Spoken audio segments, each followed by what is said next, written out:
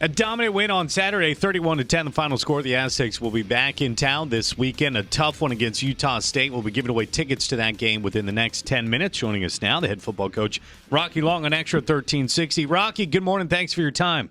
Good morning, guys. How are you doing this morning? We're doing great, Rocky. PG. Impressed with that victory, 17-0. You jump out immediately. You came off of an emotional win, the first time ever beating UCLA as a program. How impressed with you were you to get off such a quick start, such a dominating start in that game? Well, I was happy that our team showed some maturity, that they moved on, because I'm sure everybody was telling them how wonderful they are after they beat UCLA. But they went to work. I don't think we played as emotional as I'd liked to play, but they went to work and did the job, and we got the win, and so we're moving on to the next one. Can you elaborate on as emotional as you would have liked? Well, I didn't think we played with the same intensity in the second half on defense that we should have. I think that our defense let down a little bit. They played well in the first half and thought the game was maybe they thought the game was over and didn't play with the same intensity level that they did. Rock, when a situation happens like that, is it just a good old maybe tongue lashing or a stare from you or Zach to say, hey, guys, come on, we know you can do better than this? Well, obviously you talk to them about it or you yell at it, scream at them, whatever you think's the appropriate at the time, but they're the ones that have to play. There's never been a coach who ever won a football game. Players win football games, and they're the ones that have to play. They're the ones that have to do it from inside themselves. I mean, obviously you try to educate them, you try to motivate them, and all those sort of things, but they have to do it themselves.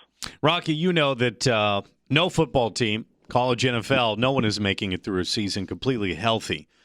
You did keep Juwan Washington out. We'll talk about Juwan's health in just a moment. But you talk about the next man up. Jordan Byrd, 22 carries, 128 yards, 2 touchdowns.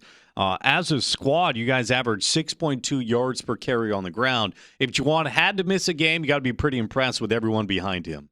Yeah, I thought Jordan played well and Chance Bell played really well stepping in. I think that hopefully Juwan will be well this weekend after giving him the weekend off. But those two guys really played well, and the offensive line blocked much, much better for the run. And we kept them off the field, which was good at the time, and hopefully we can do that again as we move through the season. Aztecs head coach Rocky along with us here, as he always is Mondays during the season. Coach, 3 weeks into the books, is there one area where you've seen the most improvement? Well, I think we're improving on offense as we go. I mean, in the second week of the season, we threw the ball much, much better than we have in the past. And this last week, we finally got the running game going. So hopefully we're going to do both this week, throw it well and run it well, because we're going to need to, because the team we're playing is as explosive a football team as you've ever seen.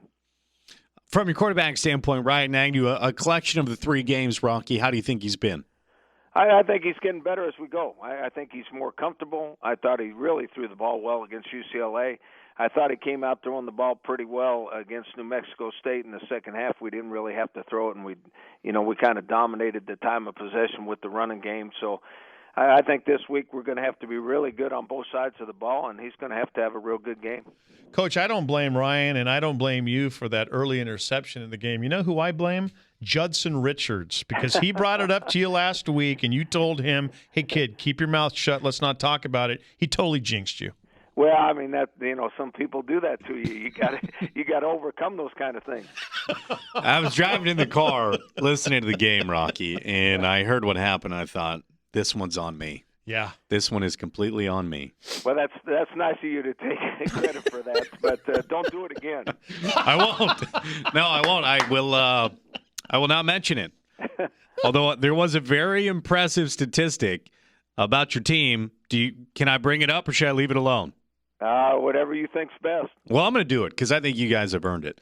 The most interceptions since 2015, Rocky, you were number 1 in the nation with 76 of them.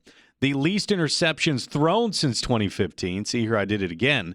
You are number 1 in the nation. If we were to take like your record over time, I mean, you can almost apply the outcomes of games by the turnover battle with wins and losses, right? I think that's the most determining factor in any football game. If you can make them turn the ball over several times and you don't turn it over at all, you got unbelievable good chance of winning that football game. When you turn the ball over and they don't turn it over, I mean, you're putting yourself in such a hole. It's really, really difficult to win. Rocky, when you look at Utah State and you talk about maybe one of the most explosive teams, not only in the Mountain West, but in college football this year, do they just have athletes at those skill positions that are potential take it to the house guys on any given play? Well, number one, they got the best quarterback in our league and one of the best quarterbacks in the country. He's completing over 70% of his passes, and he's throwing for over 400 yards a game, and their offense is scoring 48 points a game, and they're over 600 and something yards a game in total offense. So obviously it starts at the quarterback. They got the best quarterback in our league, and then they got a couple good running backs that can take it to the house. They got probably 4 wide receivers, one of them that's extremely fast, that all you got to do is throw a little bubble screen out there to him, and if you don't tackle him the first time, all you're going to see is him going into the end zone. We have tickets to that game. It's upcoming this Saturday, Rocky. We'll give them away in the next 4 minutes. During the pregame, as we were walking up right to about kickoff, we had it on in studio. BYU, who you finished the regular season with, knocks off USC. It's just another example of the group of 5 competing with not only the Pac-12 but also the Power 5. It's been really impressive this year.